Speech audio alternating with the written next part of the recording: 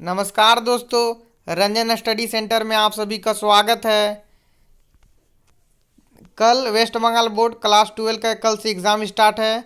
तो आज के इस वीडियो में हम हिंदी के कुछ इंपॉर्टेंट क्वेश्चन को डिस्कस करने जा रहे हैं। वीडियो को अंत तक देखिएगा।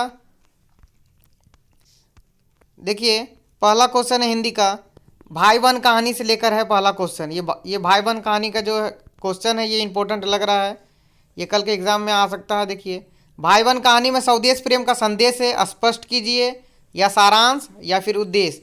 भाई बहन कहानी का आपका कल क्वेश्चन जरूर आएगा, चाहे वो भाई बहन कहानी का सारांश लिखना आए, उद्देश्य लिखना है, या फिर ये स्पष्ट करने आए कि भाई बहन कहानी में स्वदेश प्रेम है, इसको स्पष्ट कीजिए। तीनों में से कोई एक तो आ ही जाएगा। अब जैसे दूसरा क्वेश्चन है, मलबे का मालिक कहानी में मानवीय मूल्यों का विघटन उजागर होता है, स्पष्ट कीजिए, सारांश या उद्देश्य। तीनों में से कोई एक पूछेगा। मलबे का मालिक कहानी भी कल आएगा, ये पक्का है। इसमें से तीन बात में से कोई एक बात पूछ देगा, चाहे वो सारांश पूछ देगा या फिर इसको स्पष्ट करने के लिए बोलेगा, या फिर इसका मलबे का मालिक कहानी का उद्देश्य पूछ लेगा आपसे। ठीक है। तीसरा क्वेश्चन है, तीसरा जो है वो किसी एक का चरित्र चित्रण आएगा, चाहे वो श्री राम का चरित्र चित्रण आ जाए या फिर गनी मियाँ का चरित्र चित्रण आ जाए। दोनों चरित्र चित्रण में से कोई एक चरित्र चित्रण आपको देखने को कल के एग्जाम में मिलेगा। एक श्री राम का चरित्र चित्रण है जो भाई बहन कहानी से लिया गया है, और एक गनी मियाँ का चरित्र चित्रण है जो मलबे का मालिक कहानी से लिया गया है। 4 नंबर है, भाई बहन या मलबे का मालिक की पंक्ति, यानी कि एक पंक्ति भी आएगा। लॉन्ग क्वेश्चन के साथ साथ एक पंक्ति भी पूछेगा, चाहे वो भाई बहन कहानी से पूछे या फिर मलबे का मालिक कहानी से पूछे, एक पंक्ति भी रहेगा। जैसे एक पंक्ति है कि सब कुछ बदल गया मगर बोलियां नहीं बदली।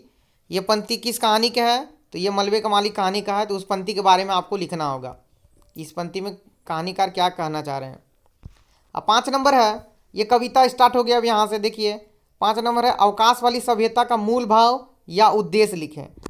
ये अवकाश वाली सभ्यता कविता है। ये इस कविता का आपका मूल भाव पूछ देगा या फिर इस कविता का उद्देश्य पूछ देगा। ठीक है। 6 नंबर क्वेश्चन है, समय के ढेर पर कविता का मूल भाव या संदेश लिखे।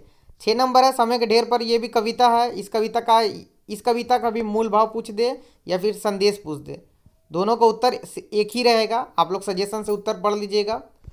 7 नंबर है, हो गई है पीर पर्वत सी कविता का वर्णन करें। अब ये तीसरा कविता है, हो गई है पीर पर्वत सी, इस कविता का आपको वर्णन करना है। ठीक है। तो मैंने यहाँ पर 2 कहानी बताया, भाई बहन कहानी और मलबे का मालिक कहानी, ये दोनों को आप लोग पढ़ लीजिएगा। ठीक है। और ये 3 कविता हमने बताया, अवकाश वाली सभ्यता, समय के ढेर पर और हो गई है पीर पर्वत सी। 2 कहानी 3 कविता हमने बताया है। अब देखिए नीचे 8 नंबर, अवकाश वाली सभ्यता या समय के ढेर पर या संध्या सुंदरी का पंक्ति। जैसे ऊपर हमने भाई बहन कहानी और मलबे का मालिक कहानी का पंक्ति बताया था, वैसे यहाँ पर भी है। अवकाश वाली सभ्यता, समय के ढेर पर या संध्या सुंदरी, तीनों में से किसी एक का पंक्ति आपसे पूछेगा। ठीक है। तो ज़्यादातर जो चांस लग रहा है इस बार, वो अवकाश वाली सभ्यता और समय के ढेर पर, ये दोनों पंक्ति आप लोग रेडी कर लीजिएगा। दोनों का पंक्ति तो जरूर पूछेगा आपसे, अवकाश वाली सभ्यता और समय के ढेर पर। ठीक है, ये दोनों का आप लोग रेडी कर लीजिएगा। उसके बाद हम लोग आते हैं हिंदी साहित्य के इतिहास में। ठीक है। हिंदी साहित्य के इतिहास से जैसे 2 लॉन्ग क्वेश्चन लिखना रहेगा। एक लॉन्ग क्वेश्चन 5 नंबर का है, तो 2 लिखेंगे तो 10 नंबर मिलेगा। 4 क्वेश्चन आपके एग्जाम में दिया रहेगा, 4 में से आपको 2 लॉन्ग क्वेश्चन लिखना है। तो देखिए, हिंदी साहित्य के इतिहास में कौन सा क्वेश्चन कल के एग्जाम में आ सकता है। पहला क्वेश्चन है, खड़ी बोली हिंदी के विकास के किन्हीं 2 प्रमुख कारणों को लिखें। यानी कि जो खड़ी बोली हिंदी का विकास हुआ उसके 2 कारण लिखना है आपको। दूसरा क्वेश्चन है, महादेवी वर्मा की काव्यगत विशेषताओं को लिखें। यानी कि महादेवी वर्मा की कविताओं की विशेषता क्या क्या थी उसके बारे में आपको लिखना है। तीसरा नंबर है, अगेय जी की काव्यगत विशेषताओं को लिखें। यहाँ भी वही है, सचिदानंद हीरानंद वात्स्यायन अगेय जी के बारे में, कि अगेय जी ने जिन कविताओं को लिखा है उनका विशेषता क्या किस प्रकार का था उसको लिखना है आपका।